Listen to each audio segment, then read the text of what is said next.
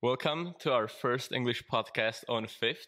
Today I have world champion, owner of KROM Kendama, Thorkild May. Welcome. Thank you. So let's get started. My first question is, how did you find Kendama? Back in 2009, I just finished my first year in high school and I was at a music festival and I was just chilling in our camp and I saw this guy out in the horizon. He was playing this game and it looked pretty cool. So I just went up to him and he introduced me to Kendama. There was actually one question from someone on IG and it was, what music do you listen to? And I have an extra question for that. Do you listen to a lot of techno? Because in a lot of the KROM edits, there are songs from artists like Sam Gelator or Aphex Twin. Yeah, I do listen to a lot of different music. I think I like most kind of music, to be honest, techno included. So I like to listen to jazz and hip hop and techno, and recently also like a lot of like lo-fi techno house. So it varies a lot. I mean, a lot of my friends are musicians, so they also have a lot of good input for music in our videos. So you found Kendama in 2009. When did the idea to start like your own company begin? When did it begin? So basically, I bought one Kendama off the guy because he had two, and I really liked it, and he kind of got me into it. We became homies, and then my other friends, we were all sharing this one Kendama during the festival. So this was before smartphones was really a thing. So they thought when we come back, they'd buy a Kendama online. But back then it was almost impossible to do. And my friends, they already finished high school and were going on a sabbatical trip to Japan, India, and Nepal. And we basically made a bet which said when they came to Japan, they should visit the Kendama factory, Usura Kendama, Yamagata Kobu. And if nobody had taken the domain kendama.dk, Kendama Denmark, I should register the domain and they'll buy back a few Kendamas to sell. So we started that business in 2010, just, as a hobby, because we just kept playing Kendama all the time and everybody around us wanted to join. So in the beginning, it was just like, it wasn't really like a business. It was more like, we need more Kendamas, everybody wants to play with us and we're super happy to, let people in. So did you make any money of it, or did you make any significant money in the beginning? In the beginning, I knew nothing about business, and we sold the product almost at cost. So we had a little bit, we needed to fine tune the operation a little bit. So when we sold all of them, we could buy, another batch and maybe a few more. And then after a few years, when I finished high school, I went to India and meditated and met a lot of different people, and came back to Denmark in 2012 and felt very inspired to just, really go in on Kendama and do some different events. And so we just started doing more and more events and could see more and more people get into it all over the country. And we had a few different suppliers back then, also Kendama China. And we gave, Usura and Sunrise as well, a lot of feedback because we had so many ideas on how to improve the product. And they listened, but they didn't really take any action. So I was also working for this startup in New York, a sourcing company doing new visual identity. And it was a sourcing company, so I learned a lot about sourcing, and I always just wondered why things look like they do. I think with most products there's room for improvement, so it was very natural for me to make our own brand. And back in 2012 we started KROM Kendama, and just got started with some production experience. So you started KROM back in 2012. You started it along with Philip Eldridge, right? Yeah. So I mean, the company, the kind of like the official company that you have to register, it was the same. We just started importing kendamas back in 2010. And then, we started our own brand back in 2012. So what's the meaning of KROM? Does it have like a special meaning? Well, it's mainly just intuitive. So back then, I used to paint graffiti, and the silver one, the chrome one is like the biggest, and it really covers all surfaces, and it's really fast. So it's definitely effective, and it looks really good. So we just call that the chrome one. And then there's this Danish word which means silver plated for KROMu, which also has the same lettering in it. So I just like the fact that it's an alliteration, like Donald Duck, KROM Kendama. And then instead of having, spelling it out in English, because KROM means chrome, it's no different. I thought it was fun to keep a little bit of our heritage in the brand, because we definitely had international missions, to get the brand out worldwide. And I just like to, tell a little bit about where we're from in the name. So in 2013, you said in your Youth 2.0 segment that the demand for kendama was slowly declining. What happened? Well, so we had like the first boom in Denmark back in 2012. And like most other places, kendama has like a tendency to trend and then decline. And then I think all kendama companies really try to, build a more sustainable community and, take the core players and keep it going. So it was the same story, but back then we had less experience. So we kind of, we sold like a good amount of kendamas in Denmark back in 2012, and then some other brands also came in, and we just started our own brand, and a lot of it was delayed because of some quality issues. And it's like, I think Murphy's law applies a lot when you work in production. So everything that can go wrong will go wrong. It's definitely something I've experienced during production. So everything was too slow, and when we finally got all the product home, the demand was on the decline. So that was definitely a challenge. So you also said that you sold a lot of good products, but a lot of bad products. Could you specify what were like some of the better products at that time, and some of the worst? Yeah. So for example, we did have like glow in the dark paint and a lot of the kind of like more generic stuff from China, because we never like saw it before and thought it looked cool. But then the playability wasn't really too good. The durability wasn't really too good. So, I mean, in the beginning, we like learned from these mistakes very much the hard way. And, we had complaints, and we really had to improve what we're doing. We're just a bunch of kids who, wanted to try all these cool new techniques, and well, it didn't go very, very good every single time. So it's definitely something we've been taking very seriously from then on.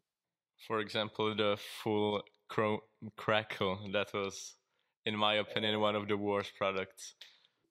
Yeah, I'm with you. That's that's not one that goes down in the books for sure.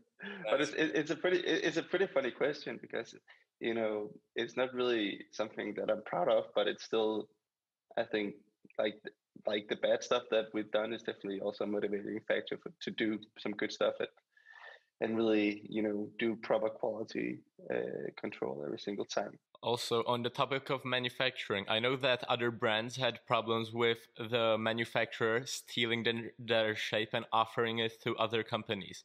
Did that happen to you? I mean, we definitely have seen a lot of people be very inspired by our designs.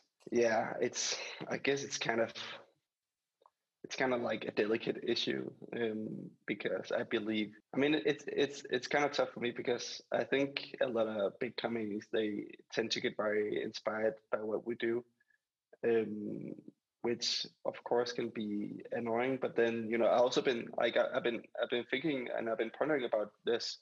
And I think if you turn it around, and instead of just looking at negatively, if you turn around to something positive, if we do something which is so good that other people can also profit from it, then we definitely, have the right thing going on. So from now on, every time I see somebody being very inspired by what we do, like other companies have been very inspired when we did the KROM Deluxe, when we started doing all the laminations and working with hardwoods. People have been very inspired by the Slay Dog. People have definitely recently been very inspired by the KROM Pop series. I think one of the other biggest brands have launched a product very similar, doing the concept pretty much one-to-one. And I mean, I don't think it's very tasteful to do, but I believe, we've done something right when other people want to do the same. And I think by the end of the day, it's just a pat on the shoulder for doing like good design. Yeah, it's unfortunate that like someone like took the design, but I think like also one thing is with the concept of stealing ideas, a lot of it isn't necessarily stealing, but is just the natural progression. For example, I saw a lot of controversy around the base cup, the warp, that another brand or like other brands has them, but in my opinion, it's just like natural progression. Yeah, I guess you see it in pretty much any industry over time. Like if you think about when I explain people, who's new to Kendama, what's going on, and they're like really interested. Sometimes I give them, the comparison to the tennis racket. So grandpa's old tennis racket from the basement is like all wood and relatively small, and now you get carbon fiber and like a big head, and it's very tech. And I guess the first company who started using other materials and went a little bigger, it was the same, but now it's just industry standard. And I think, it's only to be expected, if you do something good, other people will always be inspired, and it's just the name of the game. Okay, so let's get back to the history of KROM. In 2013, you and Matthias Steen won the freestyle division at Damafest, am I right? Yeah. How was that? How was it like to come to basically the biggest contest in the US at that time and just take the win? It was pretty amazing. So besides from the EKC, the European Jockey Convention, the EJC, in Poland back in 2012, where I met Alex from Terra and some of the European homies. This was like my second competition and jam besides the one that we hosted ourselves. So I think it was definitely groundbreaking. Probably one of the best trips I've been on. We, a lot of us knew each other from the online community, and it was a little different than today because this was just, the very early beginning of Instagram. So it was still like in the edit days on YouTube. And I talked a lot to the Wenatchee Kendama team crew before this trip, and looked a lot up to the Kendama USA pros, Turner Thorn especially. So it was amazing going over there and meeting all of these people, and seeing Keith Matsumura do triple in with Luna flips and all of these things, and at the same time also showing off. So back then, Matthias and I were definitely honed on the spacewalks and the pizza tosses that we also invented together. So it was really fun to come over and just hang out with all of these people. And it was a crazy time, we're just playing Kendama 24/7 in the hotel rooms. It was going a little crazy. And yeah, it was also the first time I met the Glow-King guys. They didn't have a car, so we just drove them around all the time, which was a lot of fun. So you also met Jay Queens, right, at Damafest? Definitely, and he told me that he was hosting the Ken Garden Roots Tour that summer, and that we should come. And I guess he was saying it, I mean, I'm sure that he wanted us to come, but I'm also like retrospectively thinking that it might also have been a nice gesture. But I was very persistent, when I came back home, and I just kept calling him and ended up, being able to bring the KROM team on that same tour. And yeah, he's the homie for sure. Like we talk a lot about kids now, and just we're both designers and creatives, so we have I think a lot of stuff in common, and I feel like we both want to try and push, the status quo. But recently we've just mainly been talking about bad stuff. So you went on tour with Kusa and Yo-Yo Factory, and it was the KG Roots tour. Are there like any funny stories from the whole tour? Man, I think there's too many funny stories. I don't really know how deep we should get into that, but I mean, we basically went all the way from San Francisco up to Seattle and had stops all along the West Coast on the way. And we met so many different people on the tour. And back then, Game of Ken was like a pretty serious discipline. I feel like it was a little bit bigger than it is now. And I was definitely on my A game. So I beat everyone that I played against in a game of Ken. And I remember Miles Gibson, the guy who invented tightrope, seeing him do tightrope and, playing with him and hanging out with all these different players and nice communities. And then I met Bonds for the first time up in Washington State. And, I beat him in a game of Ken. And the first thing he said, let's play again. And then he beat me. And then I know, okay, who is this guy? I think I saw one of his videos before that. And he definitely had a new style with all his Hagesag background. And I just remember like the look in his eyes when I beat him. He was like, let's play again. So that was pretty amazing. And he was really good back then, even though he only played for 2 years or 1 year or something ridiculous. Like he just progressed so fast. He's incredible. Yeah, and then of course there was a lot of wild stuff going on. Unfortunately, one of the hosts we had on the way, she got evicted because it went a little too wild, and there was like a lot of crazy things. One guy broke his arm because we were at this motel and there was just like a bunch of mattresses stacked on the ground level, and like people started jumping out from first floor, second floor out onto all these mattresses. And yeah, we just slept on floors and random places so many times. We slept on we just slept outside sometimes. We just parked the cars and took a nap. It was quite the show. Sounds very crazy. I remember watching the video from the tour when it came out like last year, or when was it when it finally got edited, and I was like, what the hell, that's like everything was like so crazy to me. When I think about it, it was actually super sick. And there's also such a good experience to just hang out with people for instead of just like an event or a few days, really keep it going and go to all these different cities and little towns and meet the local players.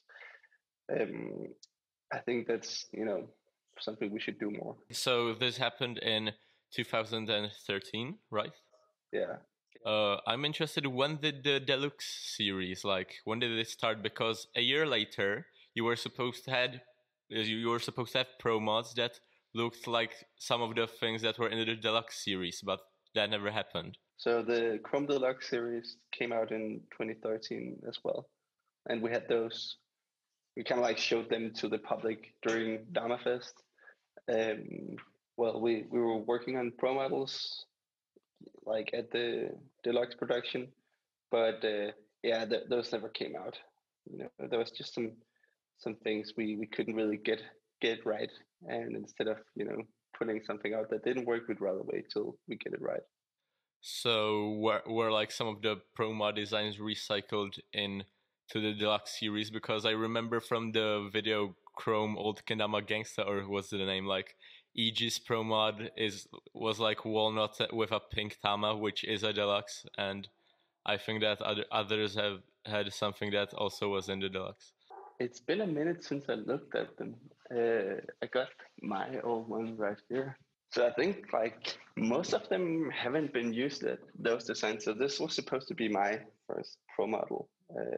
And there's a hidden part of it which haven't been used yet that I think we should probably use. You can't see it. So overall, they just didn't happen, and we didn't really use them either. So yeah, we should probably do something about it. I think it's pretty sick, just like all oak with a walnut stripe and all walnut with a oak stripe. Like the video is one of my all-time like favorite KROM videos. I think like if it happened, it would be a pretty big thing. The KROM OG. Yeah, like if the mods came out, I think it would definitely have impacted the scenes like in some way. Well, yeah, I think it's a good idea. It would be fun to throw them out. Also, like the KROM Viking Matthias Steen, like his mod looked like a Viking. That would be pretty cool to like get a Viking pro mod. That would be pretty fun. Matthias is still like incredibly good at Kendama, even though he doesn't play that much anymore. Like he's just so athletic. That's really good. So like what happened after like the deluxe in the history of KROM? Well, that was big picture 2013, 2014. We had the first catch and throw freestyle world championships in Tokyo. Yeah. So I was playing against Barnes in the semifinals. And he was definitely a favorite at the competition. I was pretty jet lagged, so I was meditating instead of sleeping most of the time before, like the day before the comp. And I mean, Barnes was super raw, and I think I was pretty lucky to win. But at the same time, I'm stoked. Like it was almost like definitely bigger competing against Barnes than competing against the other finalists. But well, I made it through, and it's fun to have beat him once. That's kind of like enough for me. And now he's on the KROM team. Yeah, then a few years after that, he left Kenko. They had some different troubles and they shut down the company like a little while after he left. So he left, and all of our most of the Kendama players that are really deep in the scene, get to meet each other, many different places, and I met Barnes first time back in 2013, and then again in 2014 in Japan, and then guess we met so many different places in the world at different times, and it's overall I think there's a lot of sportsmanship in the community, and I think the companies in between, like big picture, we got a very healthy competition. It's kind of like it's like everybody's homies, and then of course because it's different teams and different companies, there's some competition, but I think it's in a very healthy level, and I think it's pretty fun to keep it that way. So yeah, we got Barnes on and Fisher on, and we had those pro models come out with the EGs and Ballards and Phillips and mine at the same time. So that was the first pro models that came out back in, when was that? I guess 2016? 17 or 16, I think. Yeah, I think they might have dropped in 16, and we called them the 2017 mods because it was just by the end of the year, something like that. But picture, after KG Roots and after Catch and Throw, like our perspective changed from being, a Danish local company to really thinking worldwide and, try and, get our brand and our way of playing out to everybody pretty much anywhere, and recruit players pretty much anywhere, and just try and spread the Kendama love.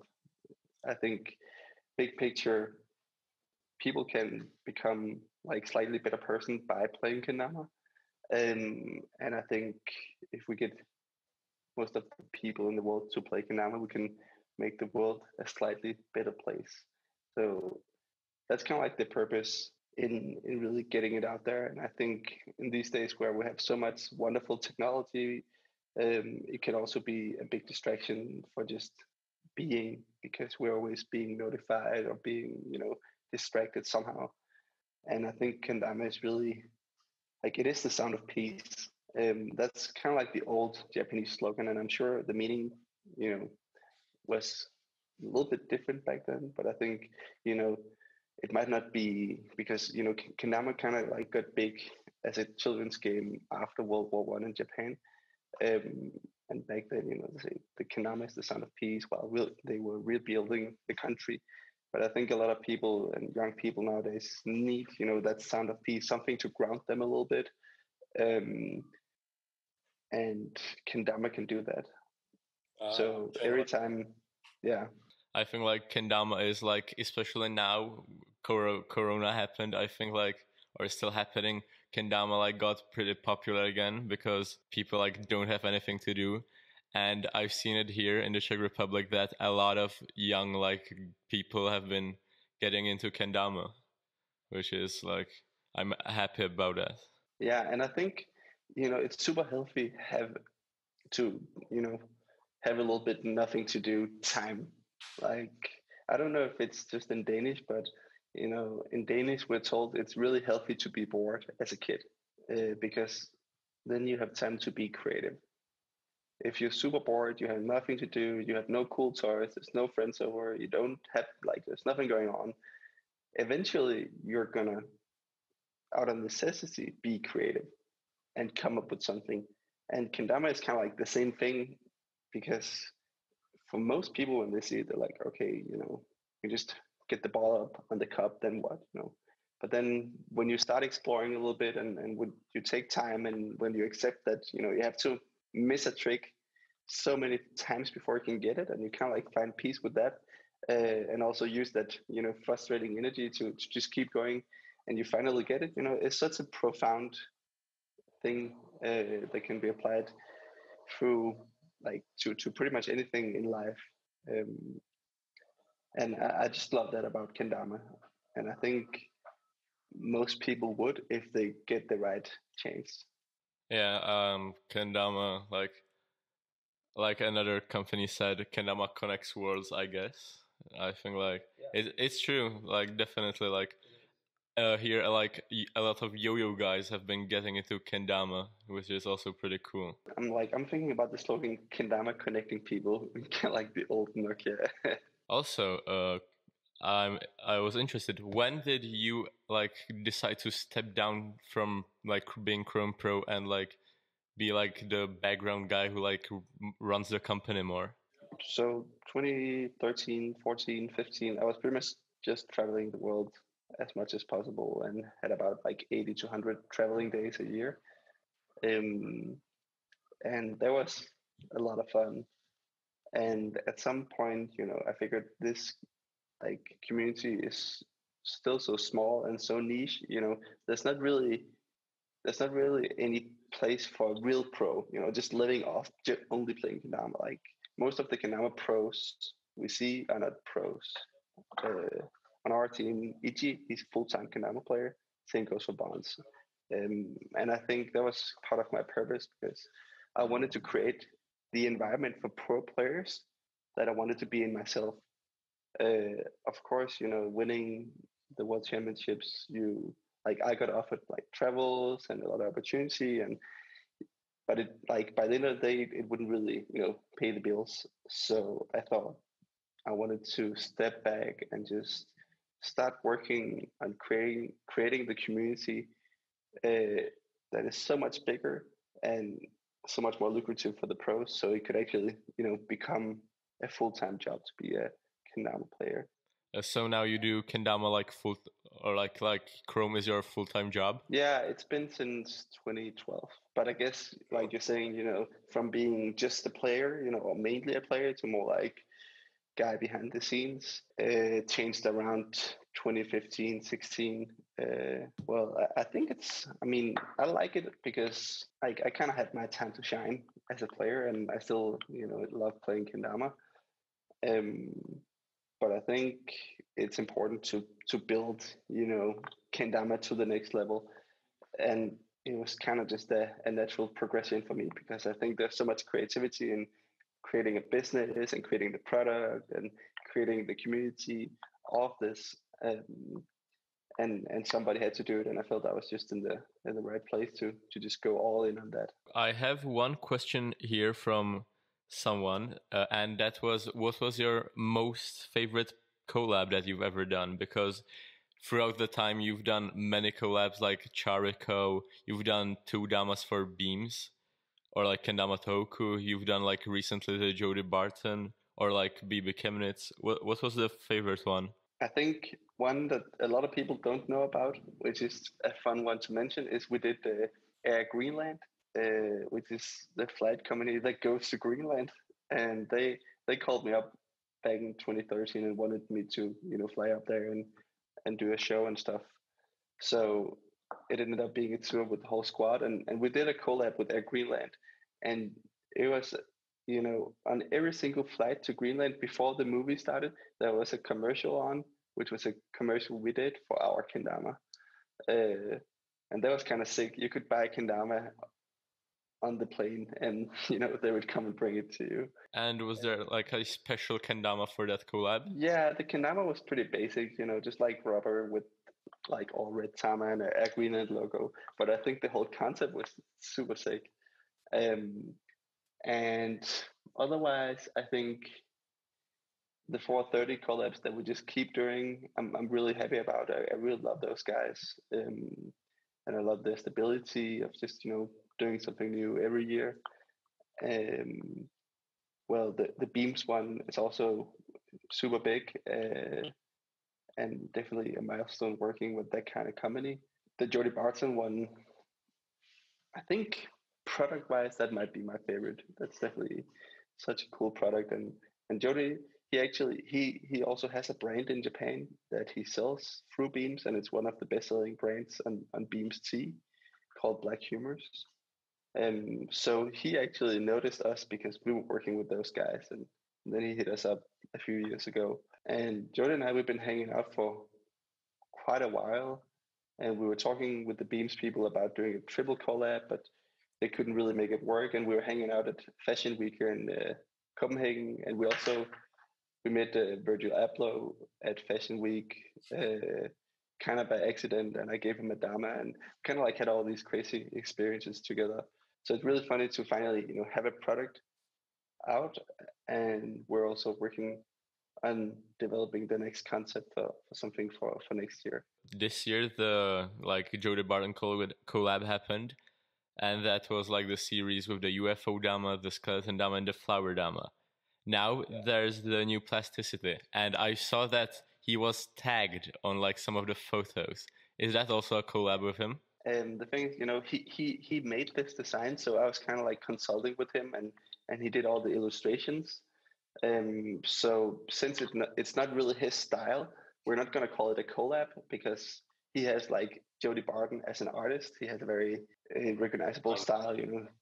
He's a brand. So this is also done by Jody, but it's not a collab per se. But yeah,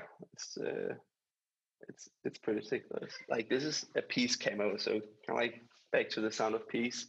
So you got some kendamas in the pattern, and you got some flowers as well. Just kendamas and flowers. This is also on a new shape, the CK shape. What does CK stand for? Chill can. And so I've seen a lot of people compare it to the new AK shape that released last year, to the end of the last year. Can you tell us about the differences? Because the Serrado looks pretty same, and I feel like it's just the spike and base cup that look like enlarged. CK and AK, they're kind of like two brothers.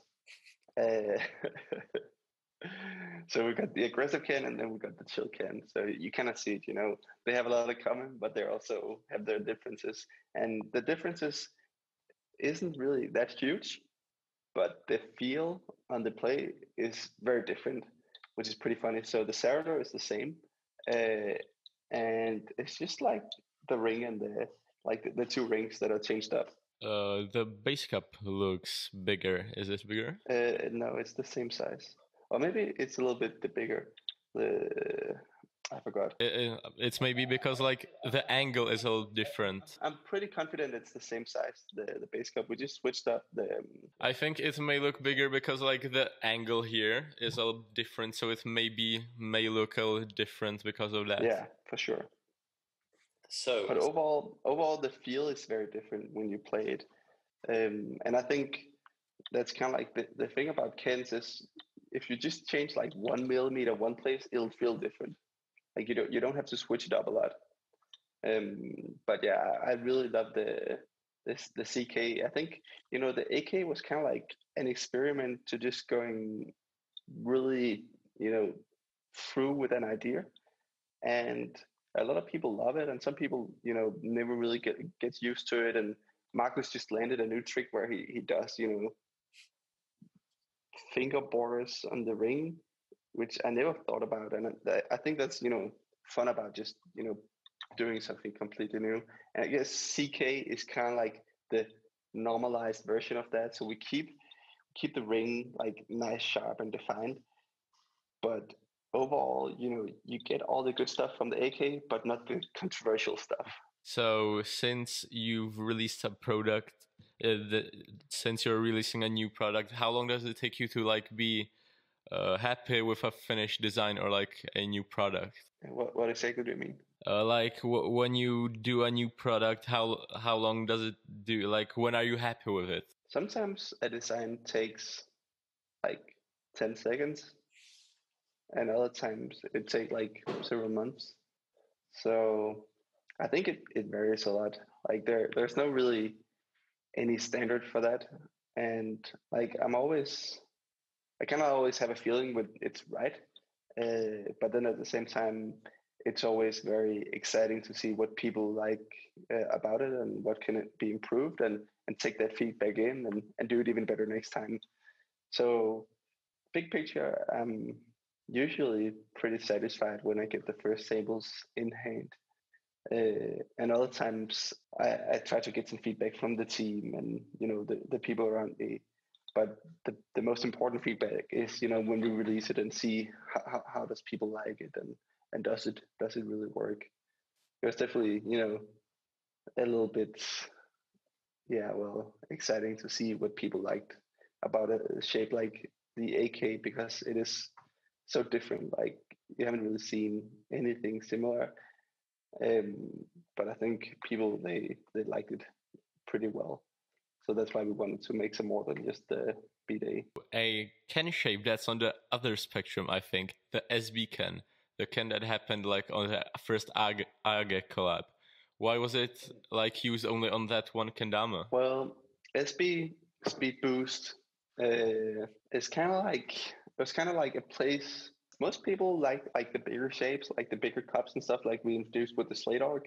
And then the SB was kind of like in between the OG and the kind of like first Slate Arc, which made it really fast. And Fisher, he always loved that Ken a lot. But overall, I mean, I like that shape, and it might be fun to pull up again. But I think overall, the tendency has just changed towards something a bit more bulky. That collab happened in 2016 or 17. Yeah. And then you released the Agek V2 with the stained Ken. Are there any like future plans for like these stained or like colored Kens? Well, maybe. And also here, I have another question from someone. What is your favorite product so far? My favorite product? I really like the KROM Pop. I think the concept is very strong. And the idea with the KROM Pop was to make a product that could recruit new players and be a good standard staple.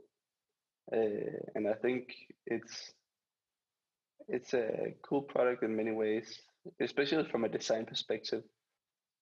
I'm very happy about it. Of course, it's not it's not the most premium specs, but I think from a design perspective, the Pop is probably my favorite. And as a Kendama player and more with the specs, I'd say the plasticity. Like I never played a Kendama that plays like the plasticity. It's just like the difference on the drawing from the AK isn't that huge, but it just plays so well. And I think the scope is really fun to play. Like the slab scope is just, I like that it's more organic, and it kind of just makes you want to flow. Also, on the topic of the KROM pop, the pop has the KROM rubber paint, and a interesting thing I've experienced with the rubber paint is that the OG KROM Kendamas had a different rubber paint. Was that change deliberate, or like did the factory just say, we don't make this rubber anymore, here's our new rubber? Yeah, so we had to find the right rubber for the purpose of the pop. So we needed to switch it up, and had to go with somewhat a little bit less sticky, but more durable, and just overall like a product that confined to everything it has to. And did that change happen like right away with the first batch of pops, or was it like more down the line? Yeah, that was from the first batch of pop. Interesting, because I've played a friend's pop, and like the rubber on that was like super thick, and it was like very rubbery, and like all the pops I've played were where the rubber was like kind of thin or like pretty slick. Well, I guess that's Murphy's Law, you know? It's so like that was probably like a factory mess up or like something like that. Yeah. I mean, there's always gonna be some small slips. Like you can't really like there's no company producing thousands of a product who can get it like 1-to-1 the same every single time, even though everybody wants to. So I guess it's just one of those 1 in 1,000 kind of things. KROM has been known for like these flashy designs. Where did you learn these designs? Did you learn them in school, or did you like just kind of freestyle learn like this type of graphic design or painting? Yeah, so definitely not in school. Like I don't really have a lot of education, so it's just from I think I learned a lot of stuff from the people I've been around. I have a lot of artist friends and creatives around me, so we always just want to share whatever knowledge we have, and then when you have a little bit of technique, you just kind of like jam and try to explore. So I guess that's the answer. And how was the three-eyed smiley created? Because that's like a popular logo that KROM has been using, and now with the chains and like the 3D Dawn has it on the can. The Sleigh Dogs, the 8-year the B-Day Sleigh Dog has the three-eyed smiley. What was the story behind that? So back in that small town I come from, I used to do graffiti, and back then I ended up having somebody started painting over my stuff, and there was like this little town graffiti beef going on, which was kind of comical. But then after a while, we became a crew instead of fighting each other. And I just started drawing like a three-eyed smiley, just like with the graffiti. And then the three-eyed smiley kind of became a symbol for this group of friends coming from that town doing different creative things. And then this one girl, she did like the actual logo version where it's not hand drawn. And then we've been using it, and some different friends been using it for like a rap project, and it's just kind of like around. It's just part of the crew, and then we also use it with KROM. And does it have like a official name? Because I've seen a lot of iterations, like people calling it just the three-eyed smiley. Rolf called it the Young Smiley Gang Smiley in that 9-year B-Day unboxing video. Does it have like a special name? No, I think it's just, it's got a lot of nicknames. Also, a question that's been sent to me a lot when I like told people that I'll be doing this podcast with you. Is Phil still involved with KROM? No, we parted back in 2018. So originally we were 3 guys starting the company, Isaac and Philip and I. And then Isaac, he just got into the music conservatory back in 2012, 13. And then there was Phil and I for a couple of years.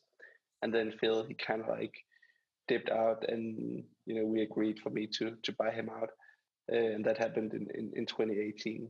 So you've been running the company solo since then, and Magic Damadud on Instagram at just kind of like owning the company doesn't mean running it alone, because like there's a lot of good employees who definitely pulls it up, and also all the pros and the full team, and without them that there wouldn't be anything at all.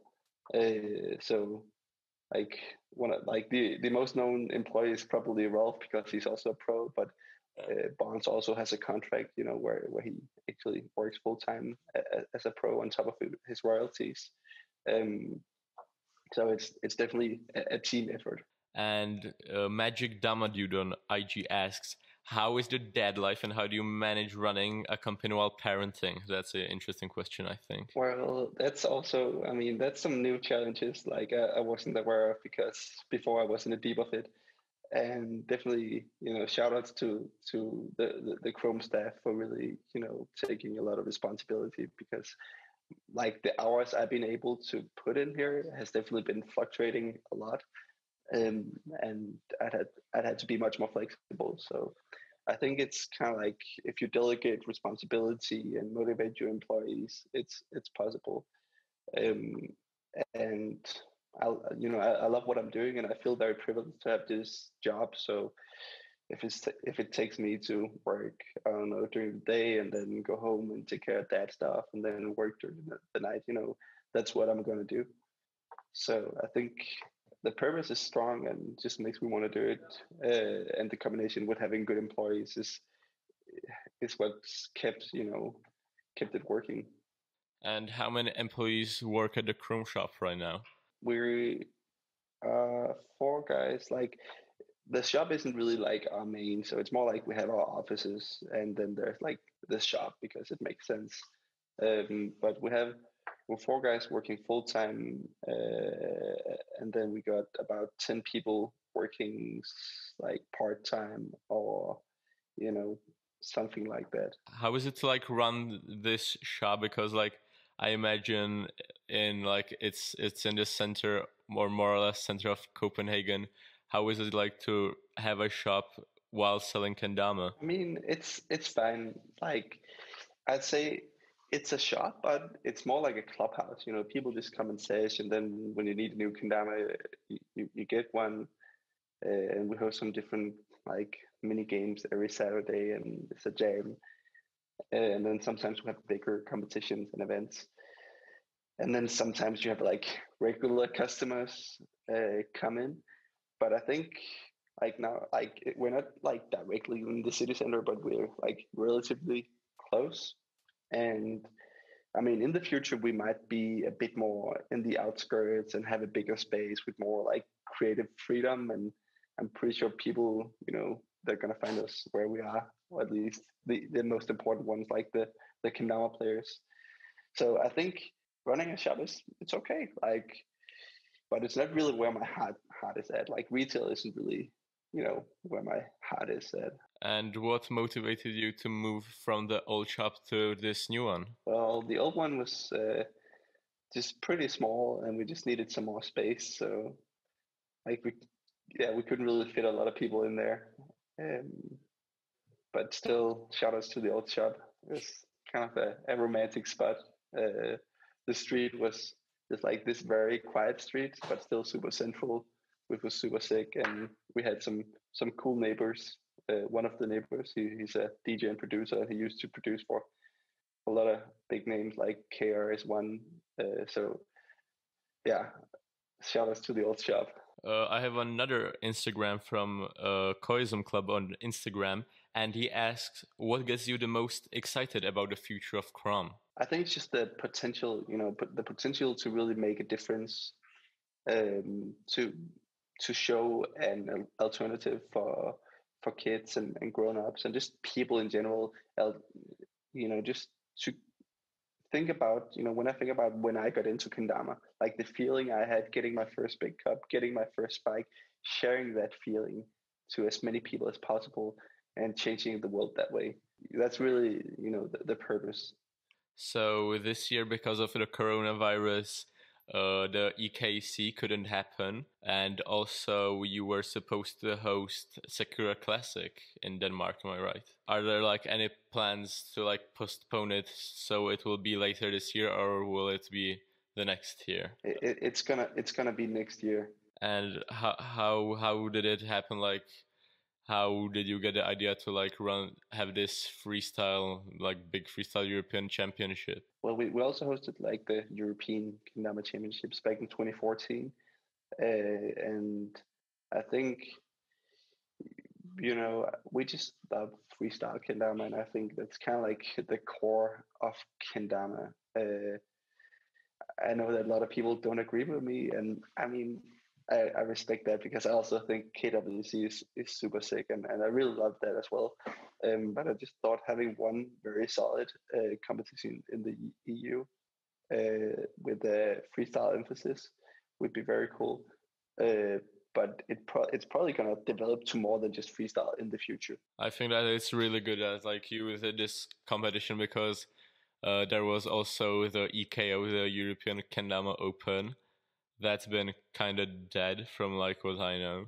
Yeah, we just kind of wanted to start something completely fresh and do it our own way, and do it just as we think is the best, just to keep it kind of simple and start over. And I think it went pretty well. It was super nice to see people come through from so many different places. Was it like, how did it impact like the budget? Like, of the company, did you have like any special sponsors for the contest? Well, Beams definitely came through with the main sponsorship. So it's one of the senior art directors from Beams that I did the collab with. He's also a board member of Beams, which I wasn't aware of, and they have like, I think, 1,100 employees and 150 stores, so it's like relatively big. But he was just the homie and came through with a very good sponsorship. So that helped, you know, to make things run. But overall, it's definitely big picture. Like we made a loss of that competition. You know, it takes a ton of time, and you know, it's hard to make into a profit. But still, I think the profit is definitely, you know, building the community and investing in the community and giving everybody a good experience. But you know, just pure cash wise, it is a heavy project to run. Also, how did like Sakura Classic? How did that happen? Or like it didn't happen, but like how did the idea happen? So yeah, Wings, he just wanted to kind of like conceptualize the comp that he's been doing for a couple of years, and you know, I talked to him at KWC, and he wanted us to host it, and you know, we're down. So he's gonna it's gonna be the same tricks everywhere, and it's just gonna be like wrapped up as a concept, which I think is a really cool idea, and I definitely want to support it. Yeah, I think like the Sakura Classic, I've seen like all the videos from it, and it looks like a really chill contest from what I've seen. Yeah, that's the vibe. This year is like will be the 10th anniversary of KROM Kendama, and I assume that you have like major plans for like birthday Kendama this year. Well, yeah, the funny thing is, you know, our birthday is actually in the summer, but I just been like, I've been like a little slow to get the product out. So I guess people think the birthday is in the winter, and like I got something cooking, and I think it's going to be pretty cool. Yeah, it's going to be more than just one product this year, which I'm pretty excited about. And well, it's gonna drop by the end of the year. It's gonna be hype. Yeah, I think so. I'm pretty hype about it. I think like I'm pretty hype. Like I don't know what it is, but like I assume it would be something like impactful, since it's like the 10th anniversary. Yeah, for sure. I'm interested also, or a lot of people have been interested. West, he's been announced on the KROM team this year, but he's been only announced as KROM.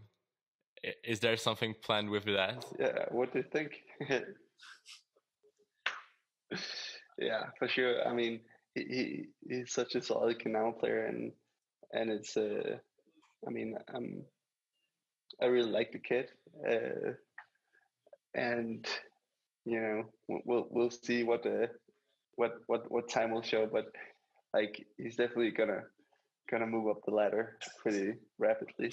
There was also a question about you have a lot of a variety of shapes right now, but the 1% is like pretty underused. Well, we got more stuff using the 1% coming later this year, and well, it's we have a lot of cool product coming, and yeah, I've been spending some more time designing recently, and something that I'm very excited to show is using the 1% shape.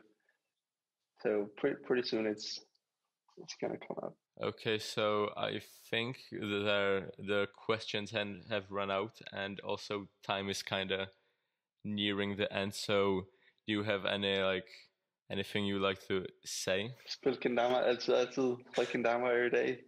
Okay, so I guess this is it. Thank you for being on the podcast. For sure, my pleasure. Yeah. Okay, so this was the podcast with world champion entrepreneur Thorkild May. Okay, so thanks.